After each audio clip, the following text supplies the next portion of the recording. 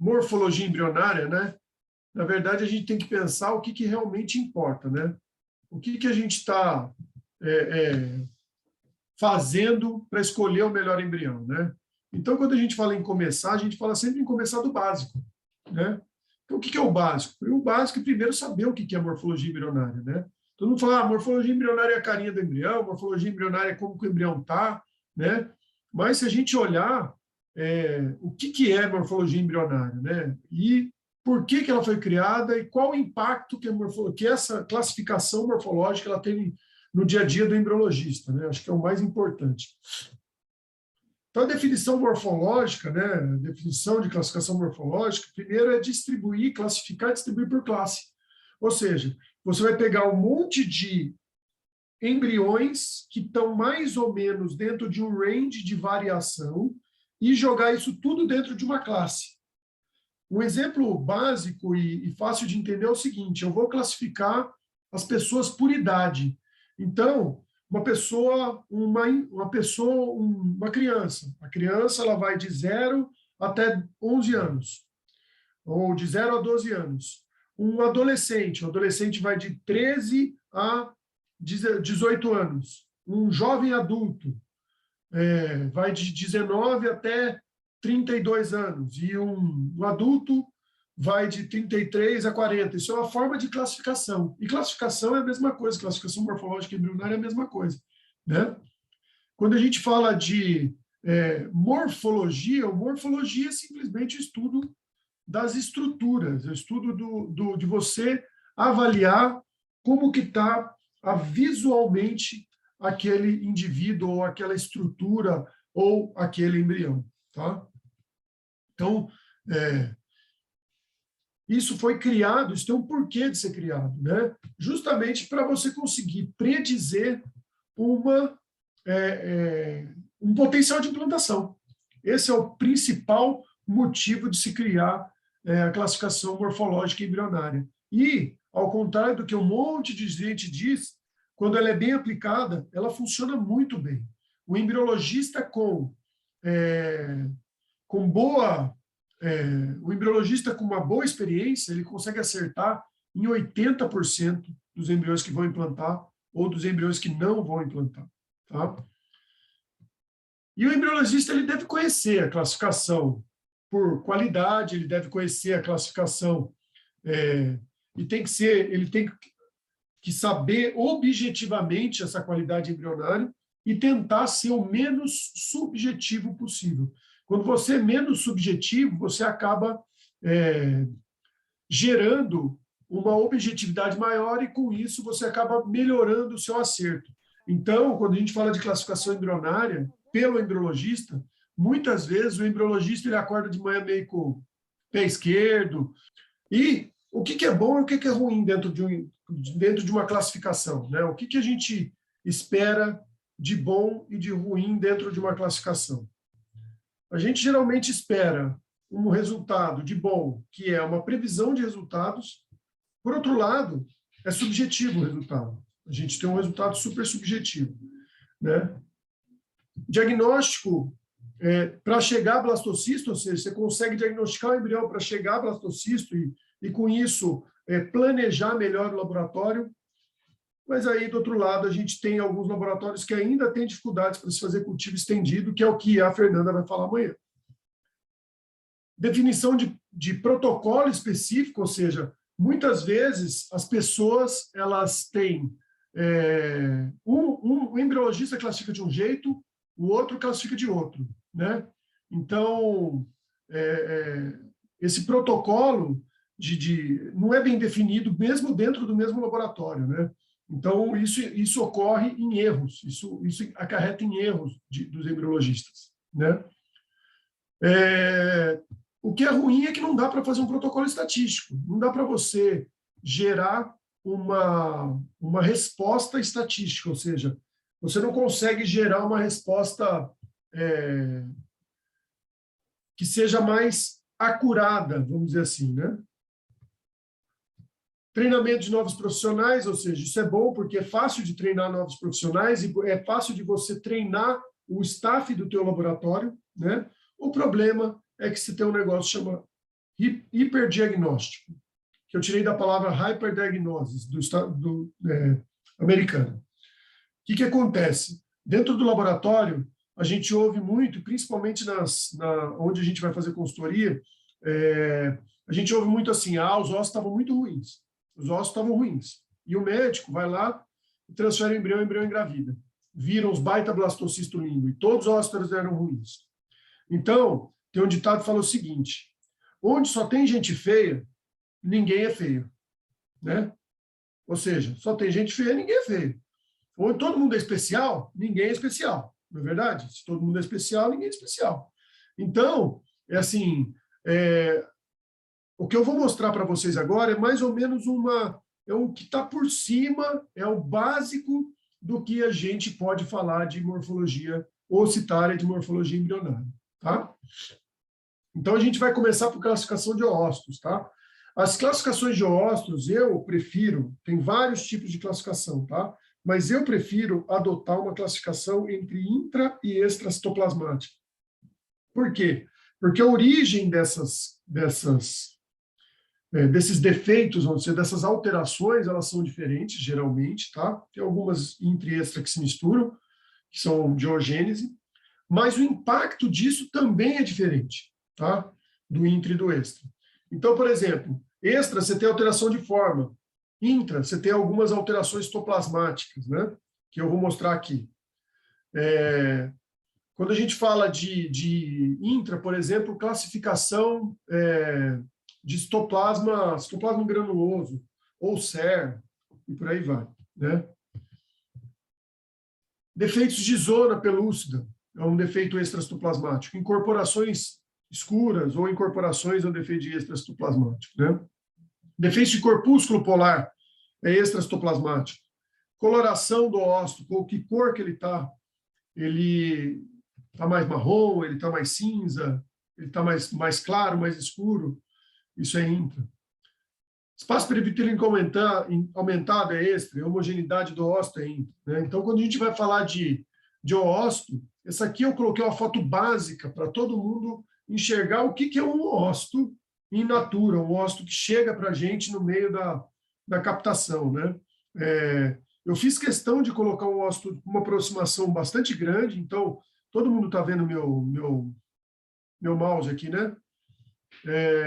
Eu fiz questão de colocar essa foto justamente por quê? Porque ela mostra as células do cúmulus expandidas. As células do cúmulus, para expandir, elas produzem ácido hialurônico, elas recebem o estímulo do LH, produz ácido hialurônico, o ácido hialurônico protege contra a apoptose, então ela começa a expandir, ele é uma macromolécula, começa a expandir, e ela que vai fazer a seleção do espermatozoide na hora da fertilização. Por isso que o espermatozoide, na ponta do espermatozoide, na cabeça do espermatozoide, no acrossoma do espermatozoide, a gente tem hialuronidase. Né? Aí depois a gente olha aqui, a gente tem a corona radiata, que é essa camada de células mais escuras que estão em volta do ósseo, a zona pelúcida, o corpúsculo polar e o ósseo propriamente dito. Tá? E do outro lado aqui a gente tem o jeito que a gente enxerga ele no líquido folicular. Tá? A gente geralmente enxerga o ósseo dessa forma no líquido folicular. Eu coloquei com esse ósseo com cúmulos bem expandidão, para todo mundo saber que o ideal é você ter um cúmulo expandido dessa forma. Né?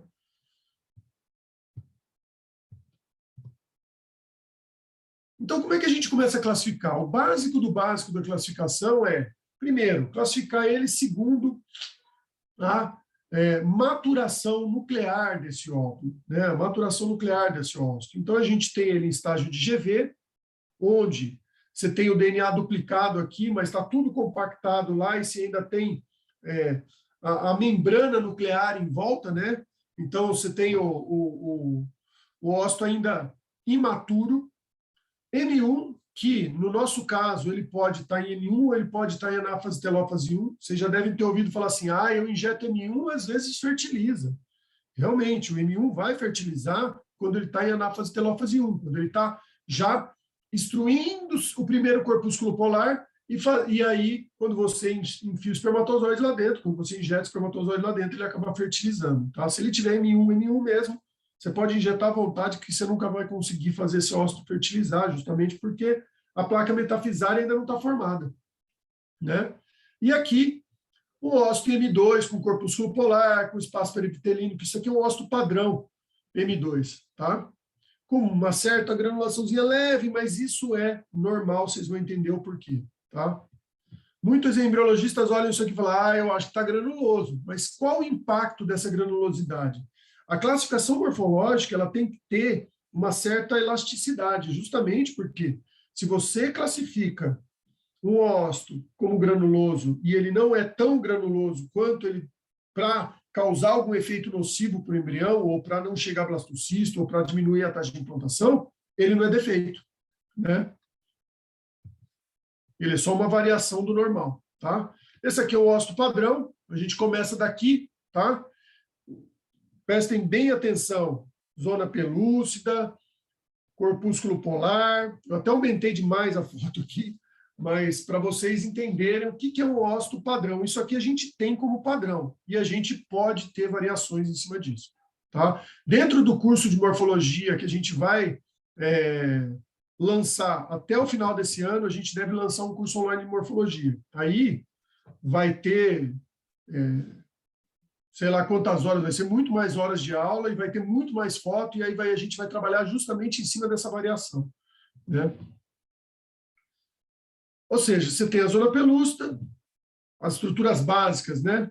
O espaço perivitelínico e o primeiro corpúsculo polar, tá? Vocês viram que eu falei só de extracitoplasmático. O citoplasma, ele é justamente uma peça diferente que a gente tem que classificar. Ele tem uma posição ele tem um destaque muito maior nos defeitos e no resultado desses defeitos, né?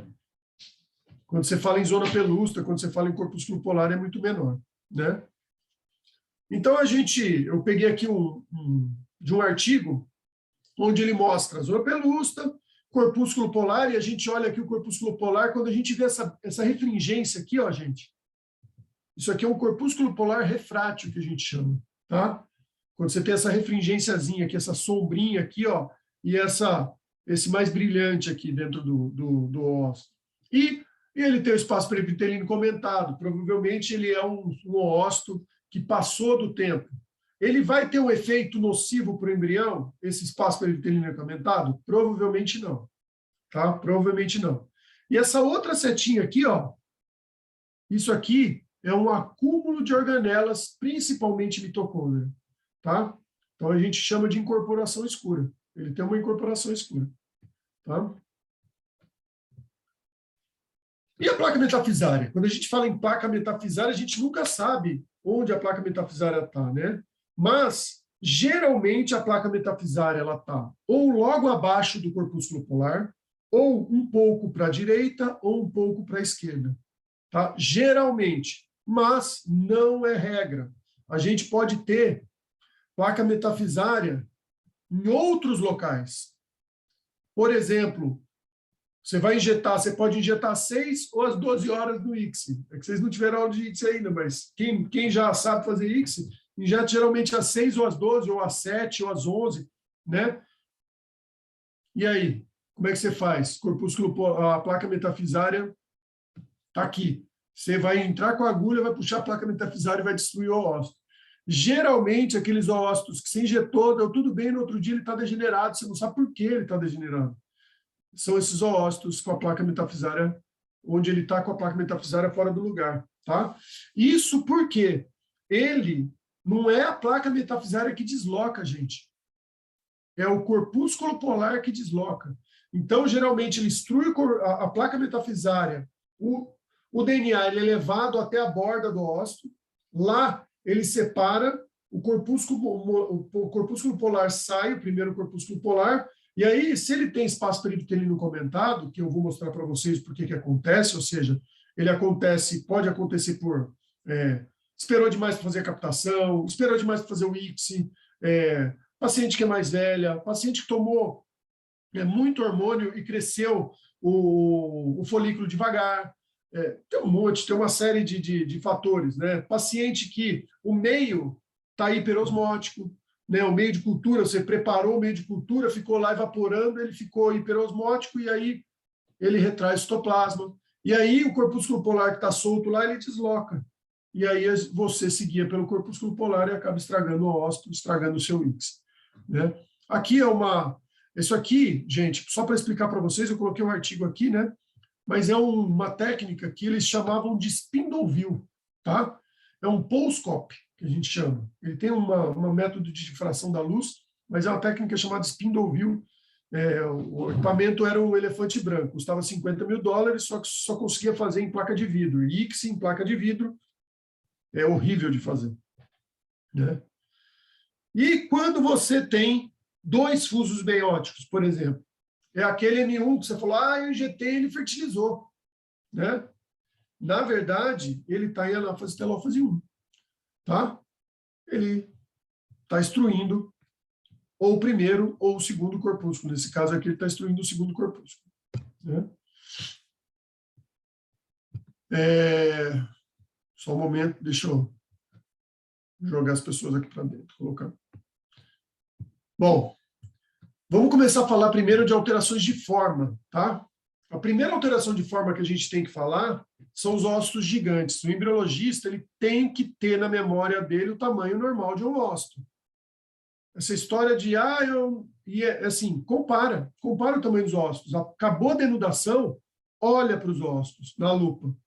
Veja os ócitos, tá? Então, um ócito, normalmente, ele tem em torno de 140 micrômetros, tá?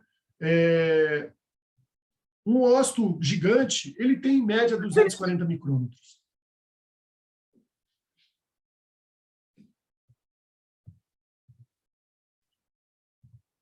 Outras alterações de forma que a gente observa, né?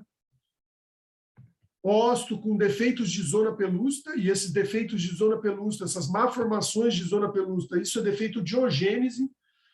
O ócito, ele secreta a zona pelúcida quando o folículo está em estágio chamado de secundário para terciário. É o ócito que secreta a zona pelúcida. Ela é uma camada glicoproteica que é secretada pelo ócito e pelas células do cúmulo, né, ali em volta. Então, ela forma essa zona pelúcida. Quando ela tem defeitos de formação, como eu estou mostrando aqui nessa foto da esquerda de vocês, isso acontece na ogênese. Então, isso aí provavelmente é um defeito de ogênese, tá? Nesse caso aqui, você tem o ócito que ele está alongado. Isso acontece muito quando você vai denudar. Isso acontece muito quando você tem aspiração, a bomba que você está aspirando, ou quando aspira com seringa, geralmente acontece bastante a ruptura da zona pelúcida ou o ócito ficar dessa forma, tá? Quando você está denudando e o ócito fica assim, tem um motivo. Esse ócito, ele já foi luteinizado. Então, essa zona pelúcida, ela já está dura. Então, ela pega a forma da pipeta que você denudou, o ócito, tá? Então, isso geralmente, esses ócitos que têm que são achatados ou que são em forma cônica, esses ócitos, eles são ócitos que passaram do tempo, tá? Então, as principais alterações de citoplasma que a gente fala, quando a gente fala de alteração citoplasmática, né, são incorporações escuras, um ócito que é um ócito escuro, aquele ócito mais escuro, um ócito granuloso, né? Aquilo é tudo alteração, aquilo que eu mostrei agora foi tudo alteração extraplasmática, tá, gente? Eu estou só mostrando uma parte, porque tem muita coisa dentro de ócito, senão não dá tempo, a gente vai ficar aqui até meia-noite se a gente ficar discutindo só de alteração de ócito, vou fazer um curso inteiro só de alteração de ócito, né? Ócito granuloso, ócito com vacúolos, ócito com cluster de retículo endoplasmático, que a gente chama de SER, né? E ócitos, obviamente, degenerados, tá? Então, as primeiras alterações citoplasmáticas que a gente faz, eu peguei um ócito padrão, ó, como está o citoplasma lisinho, né? Tem uma incorporaçãozinha aqui, ó, né? Outra incorporação aqui, mas isso você nem pode falar que isso é defeito. Você não pode, assim, toda vez que você nota incorporações escuras, o ócito tem que ter bastante incorporação escura, porque senão ele vai ficar taxado como um ócito ruim. Na cabeça da pessoa que está do lado de lá, ela quer saber se o ósito é bom ou é ruim. Ele não quer saber se o ósito tem incorporações escuras. Ele quer saber o resultado disso, na prática, né? E o outro é o ósito que já está mais degenerado, né? Aí aqui dá para classificar esse ósito de um monte de jeito, né? A gente pode colocar aqui, ó, que esse ósito é um ósito mais escurecido, tá vendo que a cor dele comparado com o outro é diferente, né?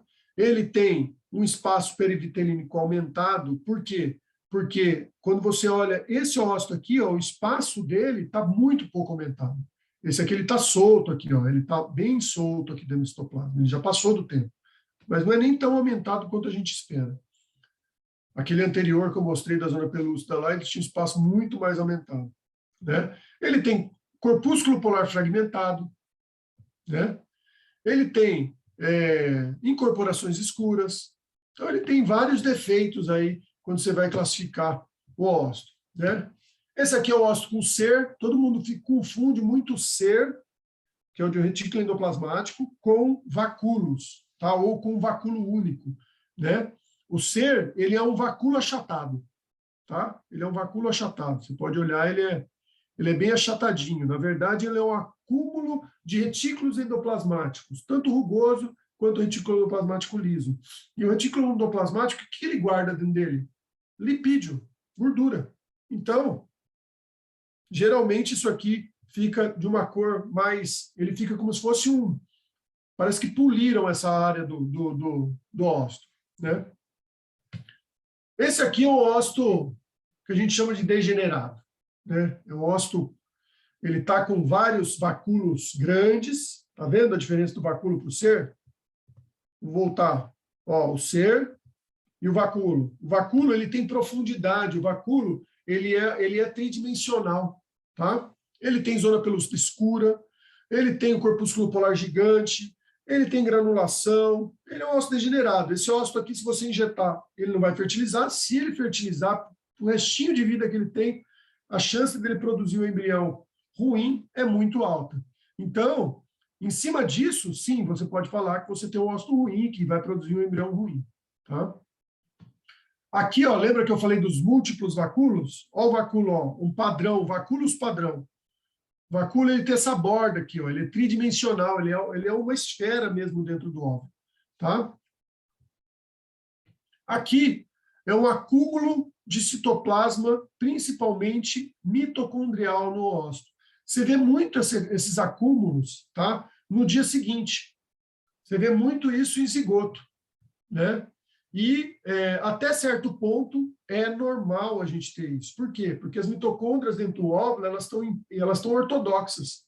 Então, o que é uma mitocôndria ortodoxa? É uma mitocôndria que produz pouca energia. Tá? As cristas mitocondriais ainda estão colabadas, então ela produz muito pouca energia. Por consequência, ela produz pouco estresse oxidativo. Por isso que vocês, mulheres, conseguem ficar com os óvulos parados em prófase 1, né? Durante 20, 30, 40 anos, porque as suas mitocôndrias estão produzindo poucas espécies ativas de oxigênio. Então, nesse caso aqui, a gente tem um acúmulo muito grande de mitocôndria e isso diminui a viabilidade desse ósito, né? Esse aqui é um ósito que a gente chama de pré-degenerado. O que é o ósito pré-degenerado? Ele tem uma série de alterações, ele tem uma alteração de cor, que não é uma alteração tão grave, mas esse ósito, a chance de você injetar ele e ele estar degenerado no outro dia é uma chance grande. Tá? Então, quando você olha o ósito pré-degenerado, você já sabe o prognóstico. Então, é importante sempre anotar isso, obviamente. Né? E aqui, um ósito que está degenerado, né? Isso aqui é um ósito que já perdeu toda a conformação citoplasmática dele, ele já crenou todo o citoplasma dele, ou seja, ele já perdeu toda a seletividade membrana. Então, esse ósito, ele já é degenerado e, assim, não vale a pena nem você injetar. Obviamente, você tem uma paciente com 45 anos que teve 2 óvulos, você vai injetar os 2, né? Mas esse aqui, você conta como não fertilizado. Esse aqui você não pode contar como não fertilizado. Isso vai impactar na sua estatística. Isso vai baixar a tua taxa de fertilização. E aí um dia a gente pode falar só sobre o que a gente pode fazer de estatística para KPI, tá? Para indicador de performance. E o zigoto? Antigamente, o pessoal falava assim, ó, o padrão normal de um zigoto são citoplasma, 2 pronúcleos, a zona pelúcida e 2 corpúsculos polares, né? Hoje em dia, a gente já considera como fertilizado ou que tenha 2 corpúsculos polares ou que tenha 2 pronúcleos, tá? Ou, obviamente, os dois, tá? Por que a gente está falando isso? Por que eu falo isso? Porque tem muitos serviços de alta frequência, que tem muita paciente, e não dá para você ficar abrindo, eles começam a fazer isso às 10 da manhã e vai terminar 2 horas da tarde, porque as captações estão acontecendo. Tem 10 captações num dia, tem 8 captações num dia. Então, e você não vai abrir e ficar olhando horário por horário no outro dia, porque no outro dia também tem 10 captações, tem 11 captações. Então, o que se convenciona? Convenciona-se o seguinte, ou 2 corpúsculos polares, ou 2 pronúcleos. Você pode considerar como fertilizado. Tá? Aí você vai ter uma taxa de clivagem em torno de 97%, 98%, que é uma taxa de clivagem normal. Tá? Então, sempre quando se vocês tiverem a oportunidade de visitar algum serviço grande, sempre prestem atenção nessa rotina. A rotina de um serviço grande é diferente da rotina de um serviço médio, que é diferente da rotina de um serviço pequeno. Tá?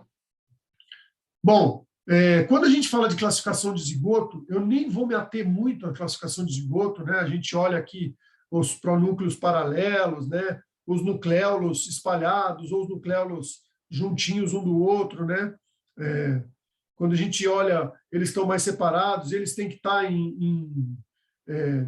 no mesmo plano do corpúsculo polar. Isso tudo, gente, caiu por terra. Se vocês forem ver, ó, é um trabalho de 2006.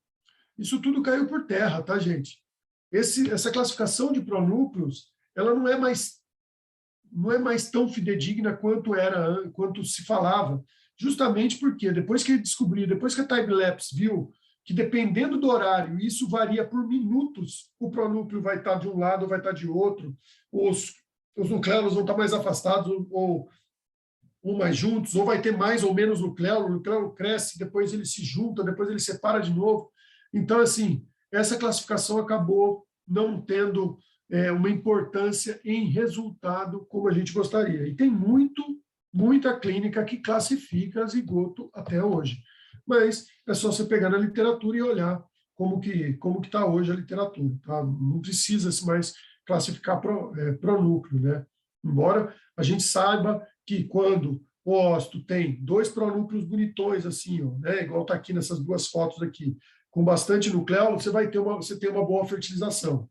Então, é o que eu falo. Você não precisa ser tão detalhista para você gerar um resultado. Se você tem pronúcleos bons e o embriologista com experiência em classificação embrionária e classificação ocitária, ele sabe quando o pronúcleo é bom, ele vai ter um bom embrião, ou ele vai ter uma boa clivagem, ele sabe que aquele embrião vai clivar. Quando você tem um pronúcleo ruim, pequenininho, fragmentado, aí você sabe que provavelmente vai ter uma clivagem ruim ali do seu embrião, ou você vai ter uma baixa taxa de blastocisto. Né? Classificação embrião em estágio de clivagem. Então, eu peguei aqui um padrãozinho de pronúcleo, 2 células, ou seja, a primeira clivagem, segunda clivagem e terceira clivagem, 8 células. Tá? Isso é o padrão que a gente fala de clivagem embrionária. Né? De 2 para 4 células, o embrião ele passa por um período que chama ativação do genoma embrionário. O que isso quer dizer? Quer dizer o seguinte, aqui tudo depende do ósito. Tudo não, 99% depende do ósito, 1% depende do espermatozoide, seja homem, aqui não manda nada, tá? No zigoto. Na primeira clivagem, continua não mandando porcaria nenhuma, tá? Ele começa a ler um pouquinho dos genes do próprio embrião, ou seja, acaba lendo também um pouquinho do alelo paterno, né? De 2 para 4 células. Então, quando você tem aí, e o pico, na verdade, vai acontecer de 4, 6, 8 células, tá? Mas quando você tem uma ativação do genoma embrionário, isso quer dizer o seguinte, que ele parou de usar toda a maquinaria do ósseo, ou seja, todos as proteínas que o ócito, as enzimas que o ócito utilizou para fazer as clivagens, tá? E começou a utilizar a própria proteína, ele começou a sintetizar a própria proteína, tá? E aí há controvérsias, tem gente, o pessoal do sêmen fala que o espermatozoide interfere na taxa de blastocisto, o pessoal que trabalha com ócito fala que não interfere na taxa de blastocisto, interfere na taxa de implantação.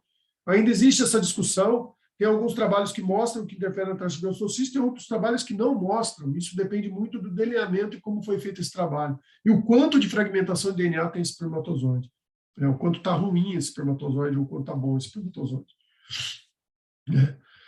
E aí, continuando a classificação, né? Você tem a mórula. Geralmente o pessoal nem olha a mórula. Mórula acontece no D4, tá? A pessoa confunde muito mórula com compactação do embrião, que aí é um outro estágio. Dentro da fisiologia embrionária, você tem a ativação do genoma embrionário, que ele começar a ler o DNA dele, começar a produzir as próprias proteínas. E depois que ele começa a ler o DNA dele, ele passa por um negócio que a gente chama de diferenciação celular, tá? Essa diferenciação celular é simplesmente ele parar de usar piruvato como principal fonte de energia e começar a usar glicose, tá? Então ele faz uma glicólise anaeróbica. Então ele começa a dividir baseado na queima da glicose, tá? E aí depois você tem a diferenciação em blastocisto, aqui é um blastocisto inicial, aqui é um blastocisto número classe 4, né, um blastocisto 4, e aqui é um blastocisto eclodido, que a gente chama de 6. Tá? Como que funciona essa classificação? Né? Classificação do clivado. Tem vários tipos de classificação. Tá? Eu trouxe aqui para vocês um, que é o mais antigo, que é o que todo mundo copiou depois, e aí montou um monte de trabalho depois que não serviu para nada. Desculpa falar, mas é assim, a Lucinda Vick, ela publicou esse trabalho em 1990, onde ela classificava em 4, 3, 2, 1. Depois ela republicou em 98, 1, 2, 3, 4. Aí veio um outro autor e publicou ABCD. Ou seja, você classifica o embrião em 4 classes, que é ótimo, bom, regular e ruim. Essas 4 classes, elas levam em conta tamanho de blastômero, simetria de blastômero, cor do blastômero, granulosidade do blastômero, distribuição do blastômero. Exatamente isso. E fragmentação, obviamente, do blastômero. Então, ela leva em conta esses 6 itens, tá? Então, quando a gente fala tamanho e simetria de blastômero, é você comparar para ver se todos os seus blastômeros estão simétricos ali. Isso dá para você fazer no D2, dá para você fazer no D3. Em mórula você não faz, em blastocisto é outra classificação que aí a mais utilizada é a classificação de Gardner, de David Gardner, que é super simples. Eu sou da opinião que tudo que é muito complicado não funciona. Então, a gente tem que simplificar o máximo possível para que isso seja realmente efetivo. Número de blastômeros, ou seja, você tem que ter entre 7 e, o ideal, né, é você ter entre 7 e 9 blastômeros no terceiro dia, tá? O ideal para você ter 48 horas são 4 blastômeros. Então, com 48 horas que você fez o ICSI, você vai avaliar, você vai ver 4 blastômeros. Você pode ver 2, esse embrião está atrasado. Você pode ver 6, esse embrião está adiantado. Tá? Então, é bastante importante prestar atenção nisso. O embrião com 4 células, com 4 blastômeros, ele tem muito mais chance de chegar a blastocisto do que o embrião com 5 ou o embrião com 3 ou com 2. Tá? Granulosidade e coloração, que é o que a gente já falou, e a fragmentação. Geralmente, o que as pessoas veem? Elas veem a fragmentação.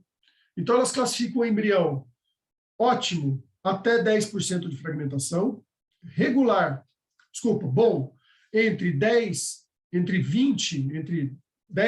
25, 30% de fragmentação, regular, o embrião que está entre 40 e 80% de fragmentação, e o embrião ruim que está acima de 80% fragmentado.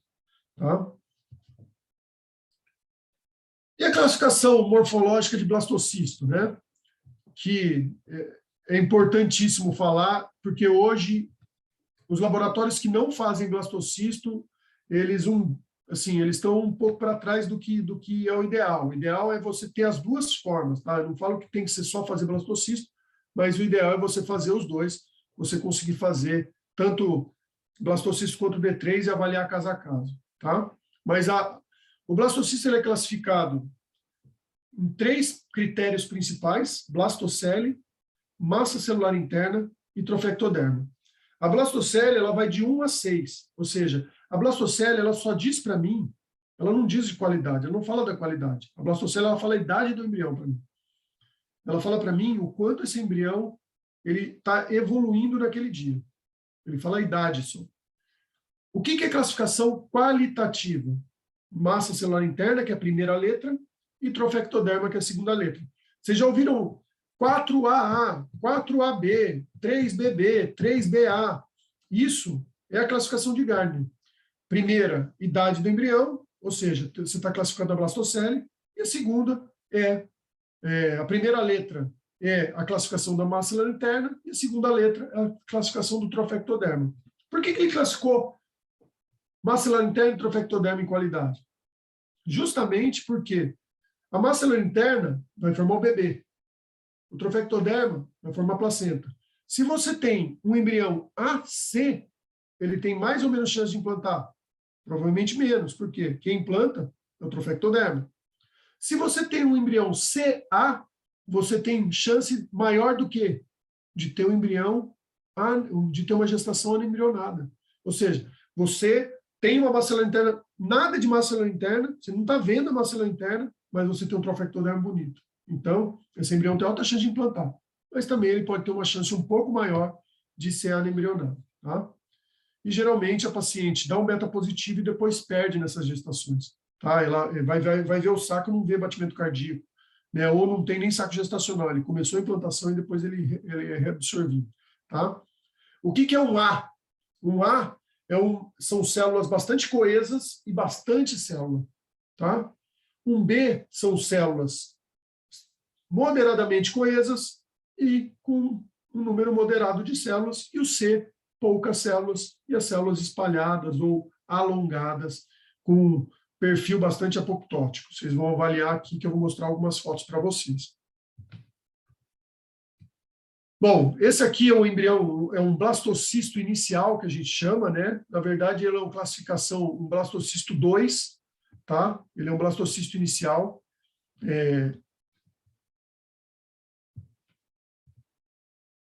Então, o blastocisto inicial, muitas vezes, aqui a gente consegue avaliar a massa celular interna dele.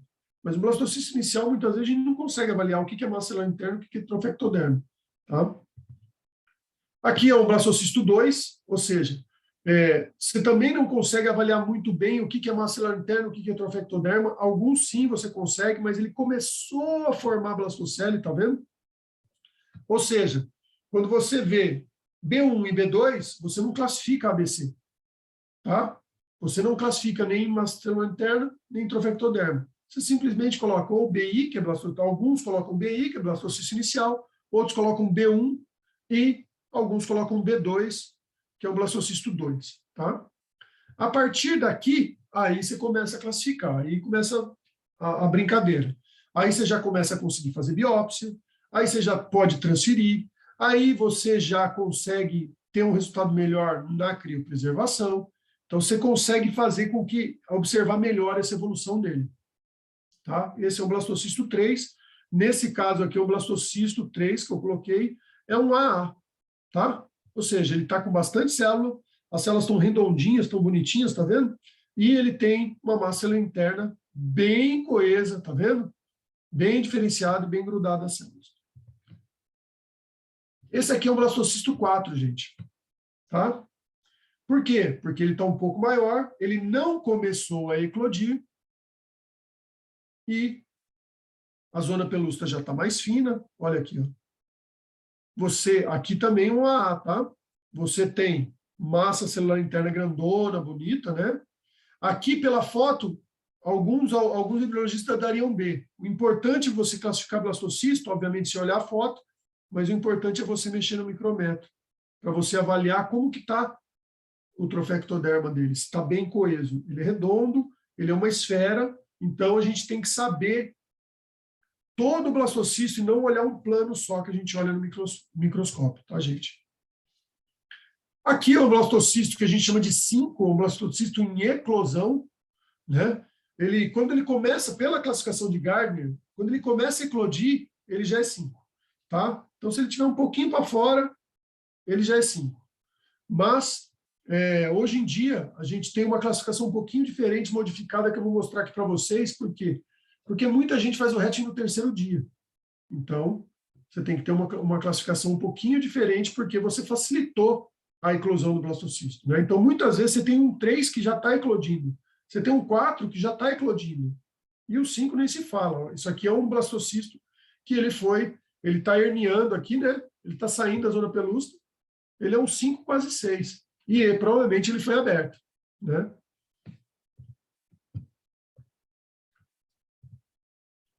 Então, vamos lá.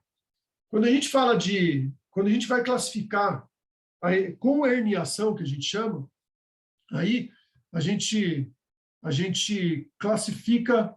Esse aqui eu coloquei uma foto aqui, que eu não achei uma foto de um 3 herniando, mas eu vou colocar uma foto de um 3 herniando no curso. Esse aqui é um 4 herniando, tá?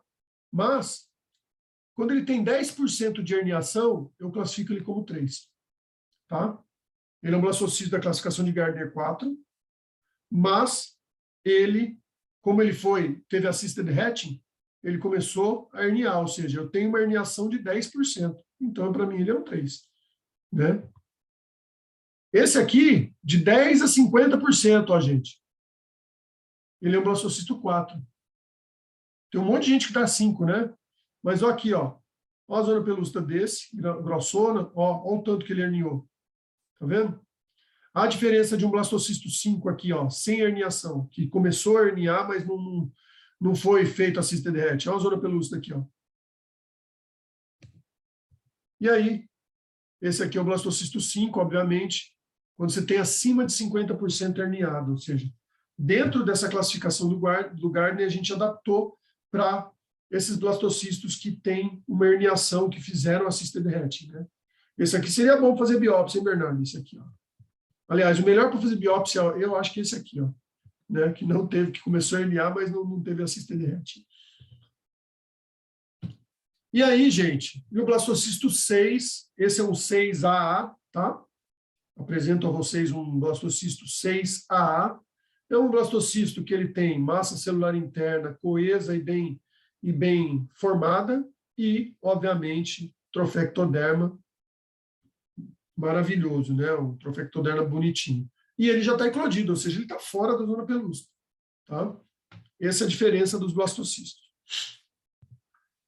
Gente, eu queria agradecer a todo mundo. Foi só uma prévia do que a gente vai discutir num curso de morfologia.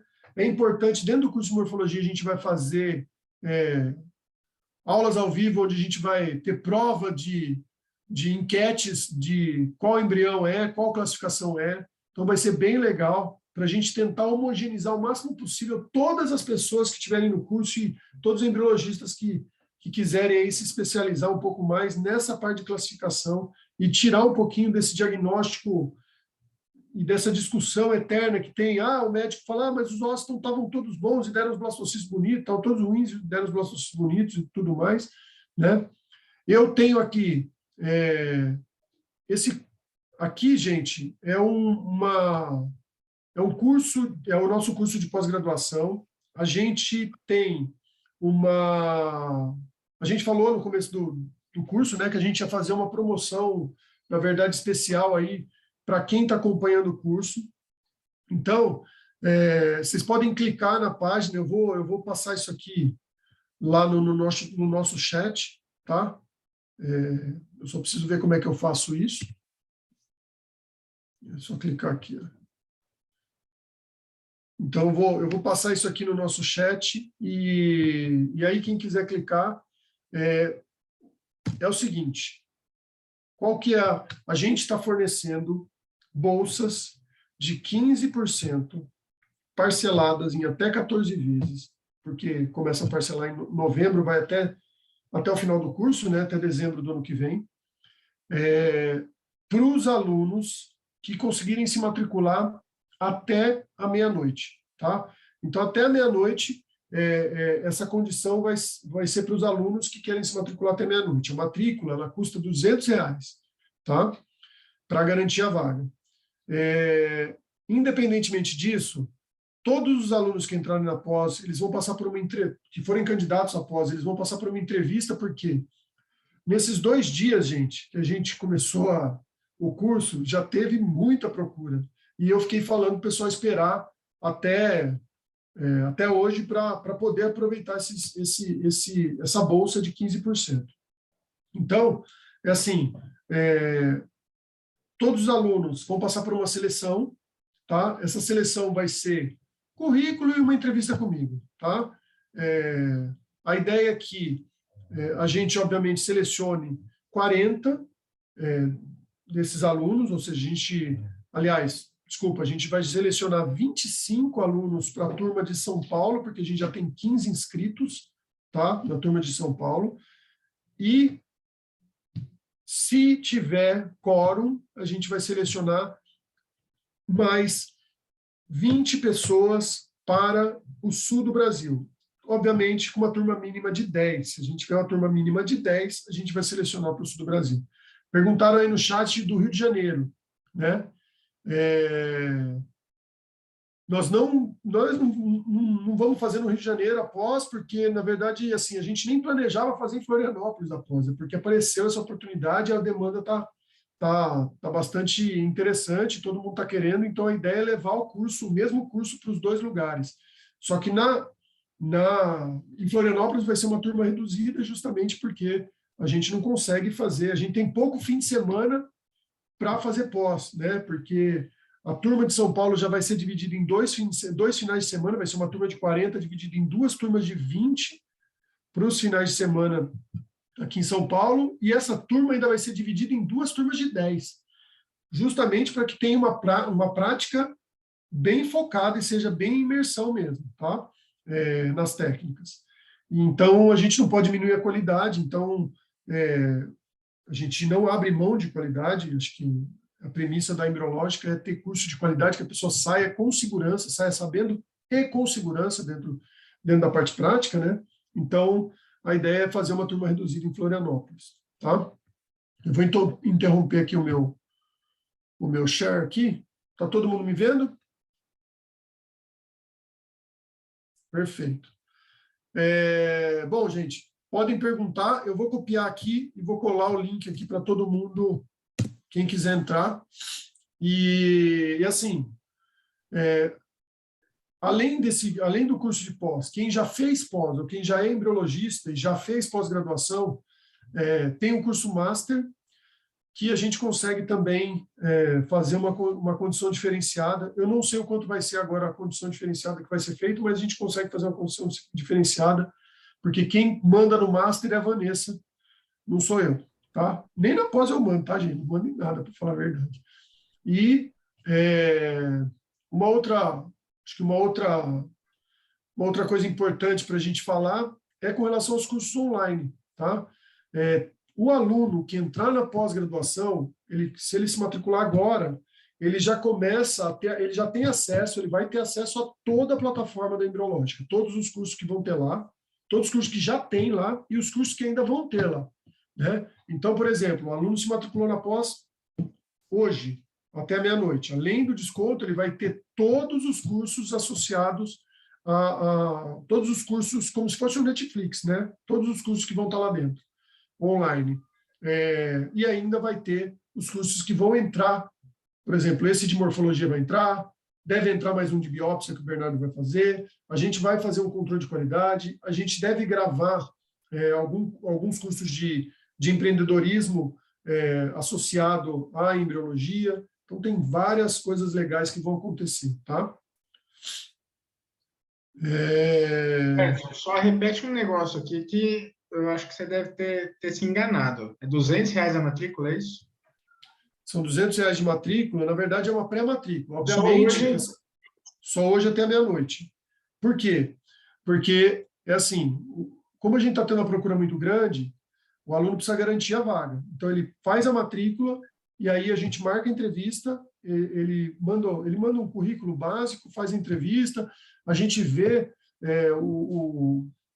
como perfil, né? A gente analisa o perfil do aluno e bola para frente, tá? Se tiver vaga, vai entrar, gente. Se tiver vaga, vai entrar. É questão que a gente tem um pouco de receio de não ter a vaga e a gente ter um monte de inscrito e depois chegar lá e falar, gente, agora vocês se inscreveram e a gente não vai ter que fazer uma seleção, a gente não vai conseguir atender todo mundo. Então, como só são 25 vagas agora, porque já tem 15 matriculados, a gente está com um pouco de receio disso, tá? Nessa taxa de matrícula, eu não fui selecionado. É óbvio, ou ele pode solicitar a devolução do dinheiro, ou ele pode trocar por um curso online, que é um curso que custa R$ 440, que é um curso de novos conceitos que a gente faz, a gente dá esse curso online para o aluno se ele quiser. Se ele quiser o dinheiro de volta, não tem problema, a gente estorna, obviamente, o dinheiro para ele, porque ele é só um garantidor da vaga, tá? A gente garante que, obviamente, se o aluno for matriculado, a gente tem que devolver esse dinheiro para o aluno, é o mínimo que a gente tem que fazer, né? Ou, se ele quiser, ele pode comprar outro curso lá dentro e esperar a próxima turma, porque a gente sabe que ele já vai estar na fila para a próxima turma e já vai estar dentro do escopo aí da próxima turma. Tá? O Edson, lembrar de colar aqui o link, né? O link está colado aqui, gente. Eu mandei... Peraí. Peraí. Eu mandei só para a Ana Paula. Everyone in meeting. Vou colar de novo aqui, gente. Pronto. Colei o link aí de novo, tá? E outra, quem também tiver interesse, pode mandar um e-mail aí para a gente, contato@embriologica.com.br. Isso. Tá. Gente, depois da meia-noite, não vai ter a bolsa de 15%, e parcelado em 14%. Depois da meia-noite, isso vai cair para 5%. E a gente vai manter por uma semana mais 5%. Por que a gente fez isso? Outra coisa que é importante avisar. Os ex-alunos, por exemplo, quem já fez curso online, já fez curso prático, eles vão ter um desconto, que é um desconto acumulado. Então, entra, faz a matrícula, e aí entra no e-mail do contato e já fala, eu sou ex-aluno, eu fiz o curso de ICSI. Aí você ganha mais 5% de desconto, além dos 15%. Eu fiz o curso de ICSI e o de biópsia. Você ganha mais 10% de desconto, além dos 15%. Então, você ganha 25% de desconto.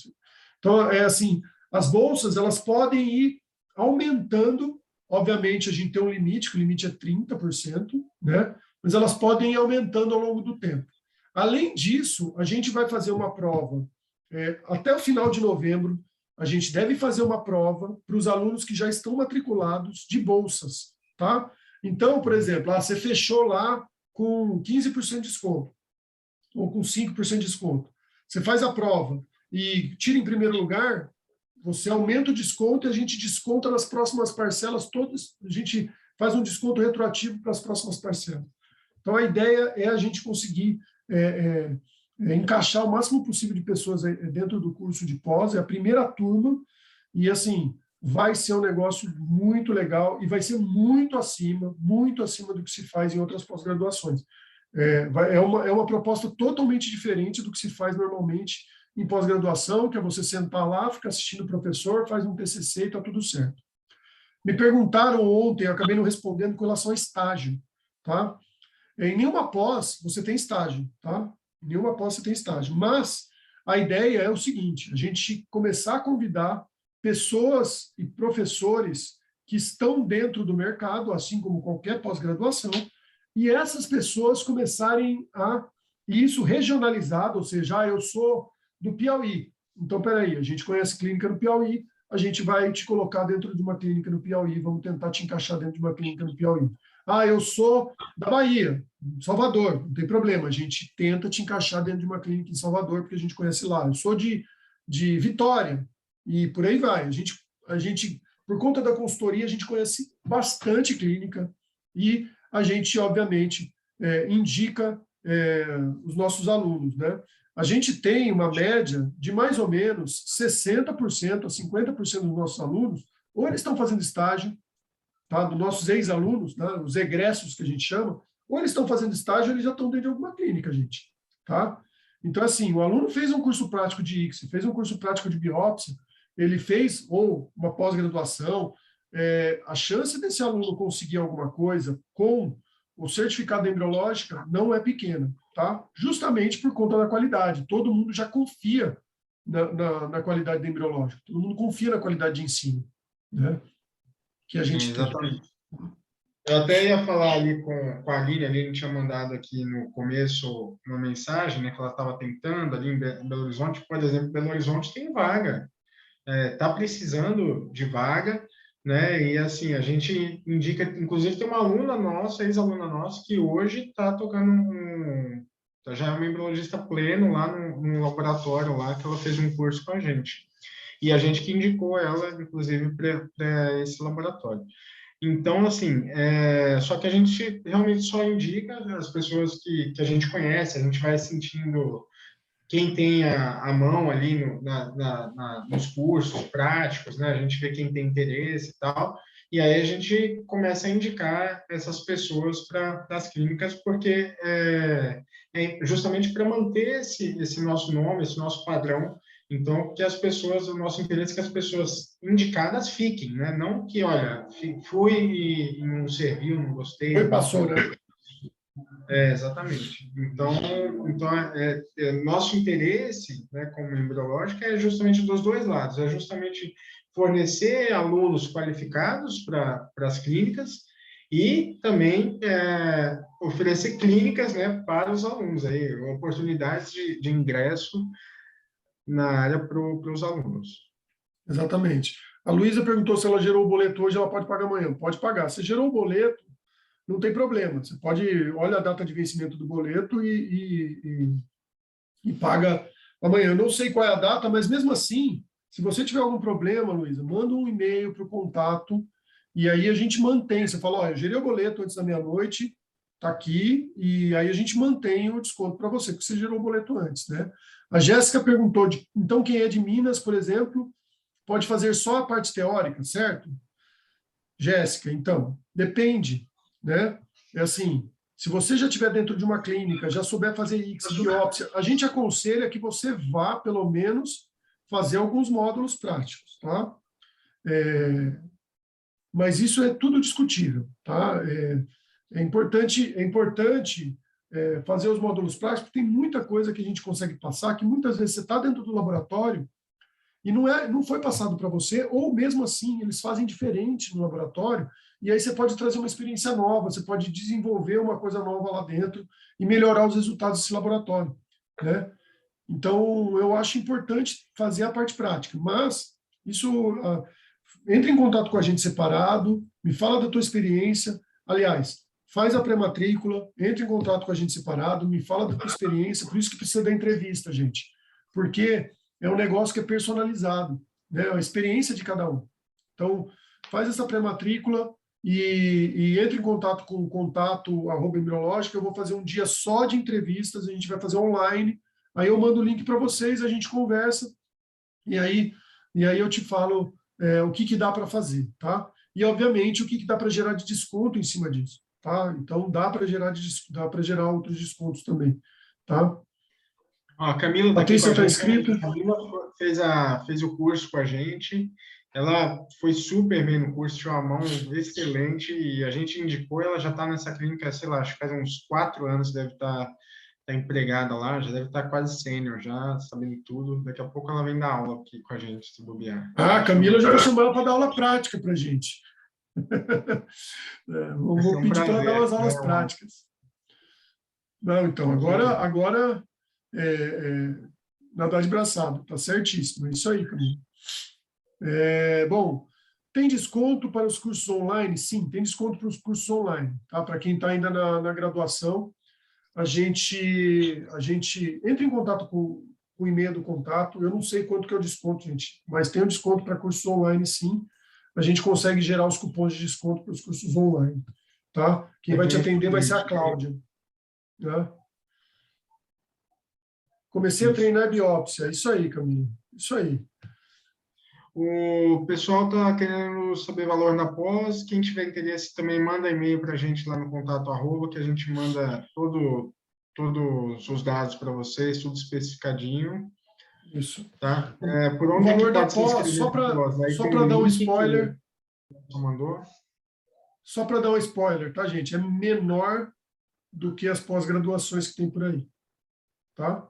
E com desconto vai ficar menor ainda. Então, é uma pós-graduação em 494 horas, aula.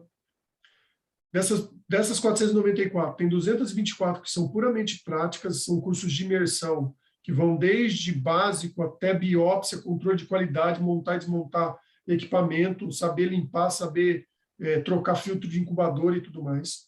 Tá? Além de fazer toda a parte de empreendedorismo. E, além disso, a gente vai ter toda a parte de... vai ter os TCCs, obviamente, tem a parte de TCC, publicar o TCC, então tem tudo isso. Além disso, tem todo acesso à plataforma online da Embriológica, onde lá tem curso de genética, lá tem curso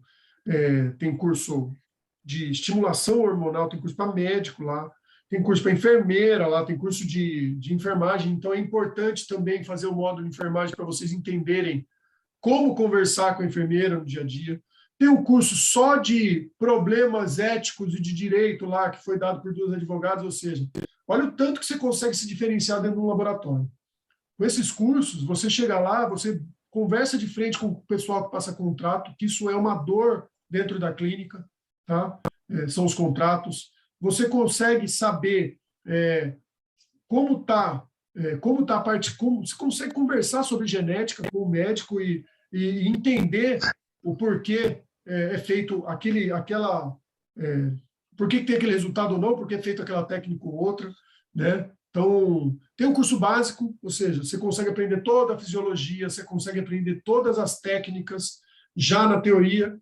Então, dentro dessa parte eu chamo de a embriológica Flix, né, que você consegue botar, você tem lá uma série de cursos, e aí vai entrar mais um curso de morfologia embrionária, vai entrar mais um curso de biópsia, provavelmente do Bernardo, deve entrar em 2022, né, Bernardo? Vai entrar, a gente está programando um curso de controle de qualidade online, mas obviamente você vai ter um módulo de controle de qualidade. Então, tudo isso vocês vão ter acesso, né? Já vão ter acesso a partir de, se fizer a matrícula, sei lá, a gente marcar a entrevista semana que vem e fizer a matrícula na semana que vem, vocês têm acesso a partir da semana que vem, são pelo menos 150 horas de plataforma online que a gente tem, né? De cursos online, tá? Fora as aulas ao vivo. Todos os alunos da pós-graduação, além de ter as aulas ao vivo da pós-graduação, eles podem ter acesso, eles vão ter acesso às aulas ao vivo que a gente vai dar nos cursos separados. Então, o curso de morfologia, eu vou dar uma aula ao vivo para o curso de morfologia, obviamente os alunos da pós vão estar lá dentro, né? Porque eles têm acesso ao curso de morfologia. E depois a aula ao vivo vai ficar lá gravada dentro da plataforma. Então, isso tudo, curso básico, esses dias eu dei uma aula para o curso básico. Agora, em novembro, a gente vai fazer uma segunda aula para o curso básico.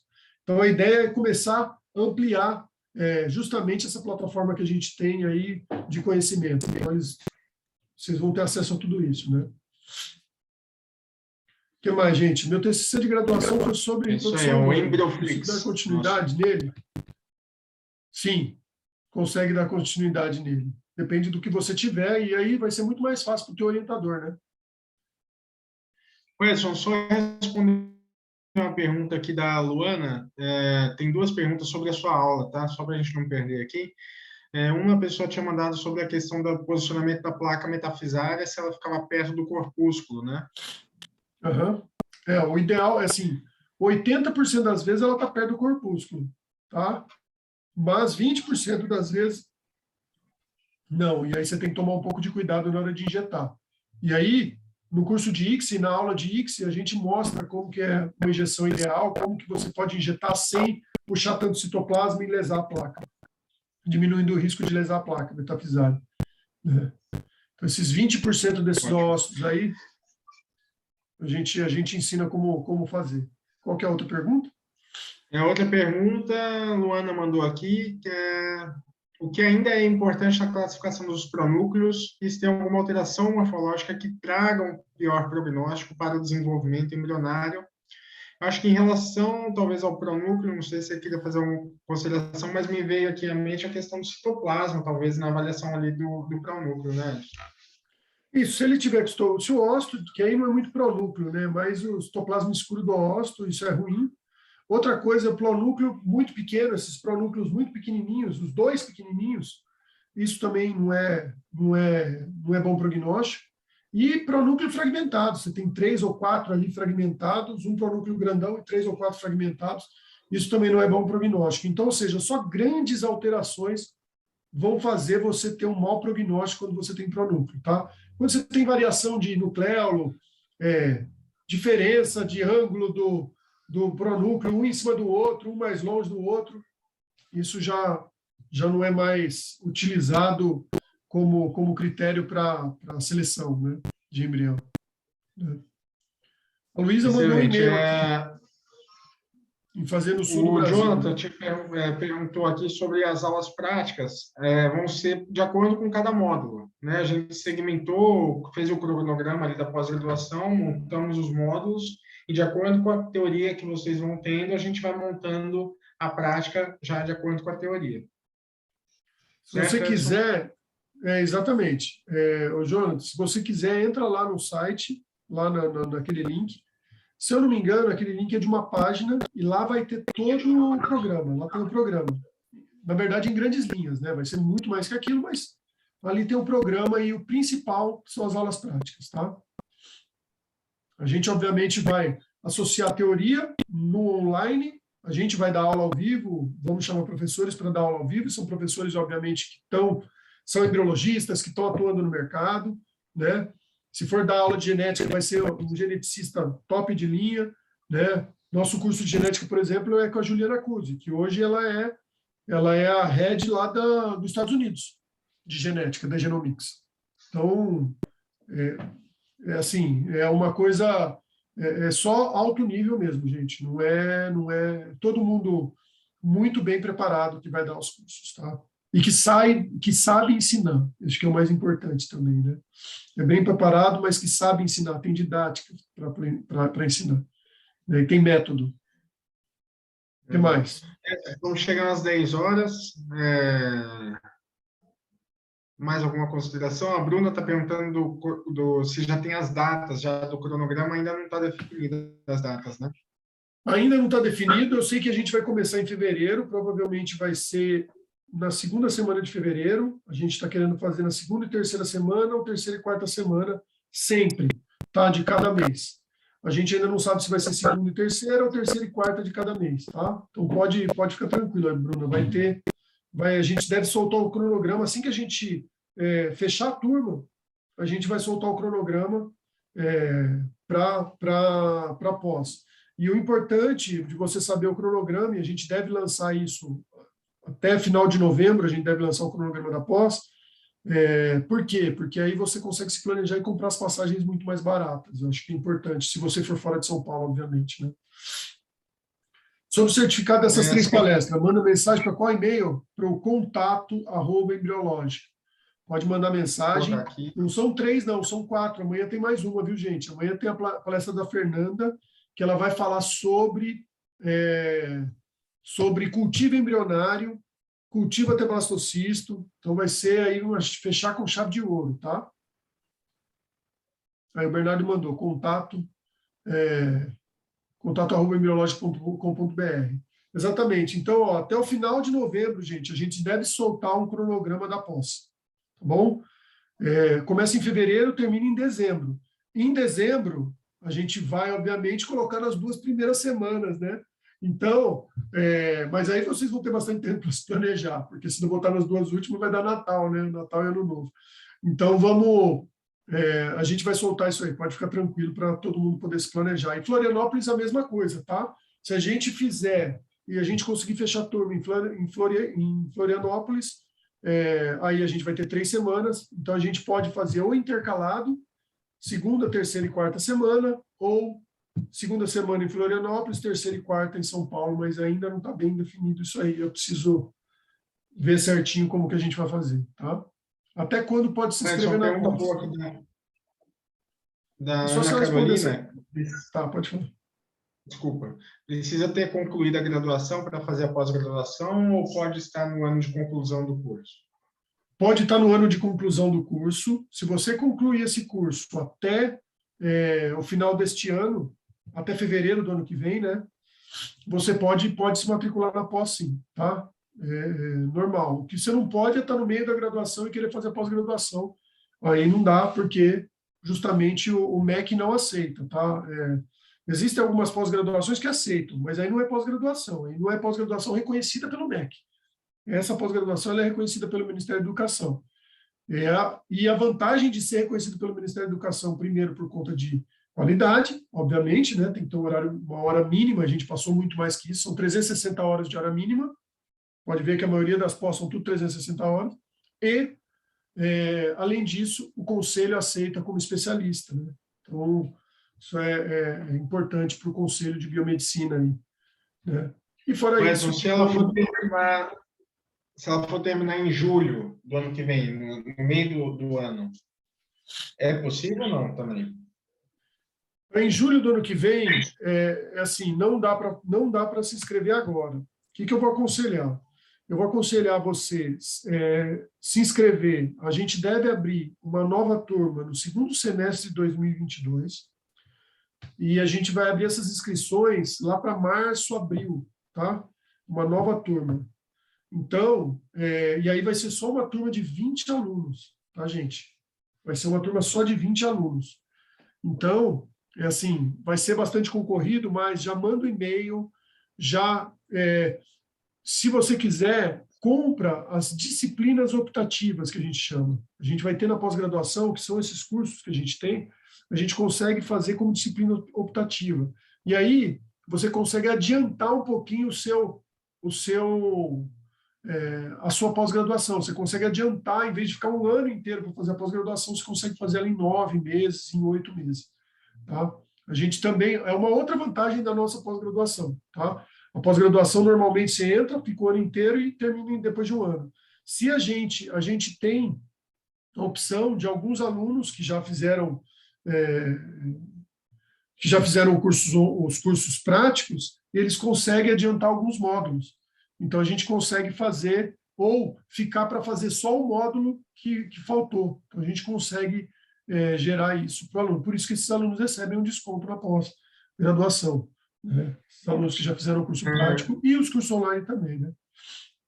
O Edson, a Caroline está falando que se a gente recebe visita, claro, quem quiser visitar a gente, só marcar lá com a gente, manda e-mail e a gente vai bater um papo pessoalmente, se conhecer pessoalmente, sem problema nenhum. Uma outra pergunta que eu tinha recebido aqui no particular é se alguém que é da veterinária, de outra área, quer trabalhar com animal, também poderia fazer essa pós-graduação, se serviria. Serve porque é reprodução assistida, não é só reprodução humana. Principalmente para quem vai trabalhar com equinos, tá? Quem vai trabalhar na área de veterinária, eu sou veterinário, então o Bernardo também é veterinário.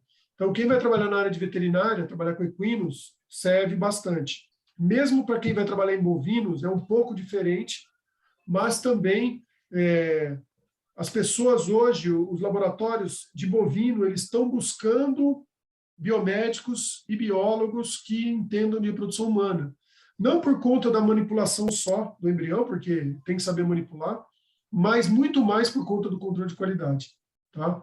Controle de qualidade, ar, que foi o que foi questionado aí na primeira aula da Vanessa, né? A qualidade do ar e tudo mais. Então, o embriologista que faz uma pós-graduação, que bota a mão na massa e aprende na prática, ele serve para os dois lados e é um mercado que está se abrindo bastante dentro da área veterinária. Exatamente. Inclusive, a técnica de biópsia já tem sido aplicada aí para equinos e em qualquer momento, aí, conforme evoluir os testes genéticos, isso pode ser aplicado em qualquer espécie, né? Então, justamente na seleção da prole, isso é uma tendência bem grande. Exatamente, exatamente. Bom, para biólogo, é melhor fazer completo, né? Ou como no meu caso, como eu no meu caso. Então, Tiago, na verdade, assim, o biólogo ele não precisa de habilitação para trabalhar com reprodução assistida, tá? A vigilância sanitária, ela exige que você tenha um notório saber. O que é notório saber? é que você entenda do que você está fazendo e prove como você entende disso. Obviamente, você pode fazer um curso de X, um curso de biópsia, faz um curso de X, um curso de biópsia e um curso de técnicas fundamentais e um de andrologia, você está apto, a vigilância sanitária vai olhar os seus certificados, obviamente com reconhecimento do MEC, é importante, porque aí eles têm uma oficial, né, um certificado oficial, onde você está registrado no MEC, então é curso de extensão reconhecido pelo MEC, isso a Embriológica tem. A Embriológica é a única empresa que tem hoje, na área de reprodução, curso reconhecido pelo MEC. Tá? E aí a vigilância vai aceitar. Mas eu já te digo, um curso de biópsia hoje da Embriológica, aí eu vou dar spoiler, custa R$ 5.500. Um curso de ICSI vai custar R$ 6.000 em média. Um curso de vitrificação custa mais ou menos uns R$ 4.000. Um curso de técnicas fundamentais, uns R$ 3.500. Um curso de sêmen, R$ 3.200, R$ 3.500. Soma tudo e calcula o valor da pós. A nossa ideia é justamente fazer com que a pós-graduação seja mais barato do que você pegar e fazer os cursos práticos, né? Então, o objetivo nosso, por isso que nosso preço de pós é menor do que o normal se fala sobre as pós-graduações aí, em média, né? Por mais que tenha mais horas e por mais que tenha mais horas práticas, tá? E aí vocês podem perguntar, como é que a gente faz isso, né? Hoje, a Embriológica, ela tem tanto know-how em fazer curso prático, a gente adquiriu tanto know-how de um modus operandi, fazer uma imersão prática em alunos, que a gente consegue, inclusive, encaixar uma pós-graduação com 224 horas práticas. Então, não é fácil fazer, tá? A gente, quando fala assim, é margem, lucro, é isso aqui, é muito pouco. A gente reduziu isso justamente porque a gente quer lotar a primeira turma e quer fazer com que a primeira turma seja um exemplo para todas as outras turmas que vierem por aí. Então, é a turma que talvez a gente coloque mais empenho para que saia empregada ou muito bem capacitada para conseguir entrar dentro do mercado de trabalho. Esse é o nosso objetivo com essa pós-graduação, ampliar o mercado de trabalho para as pessoas.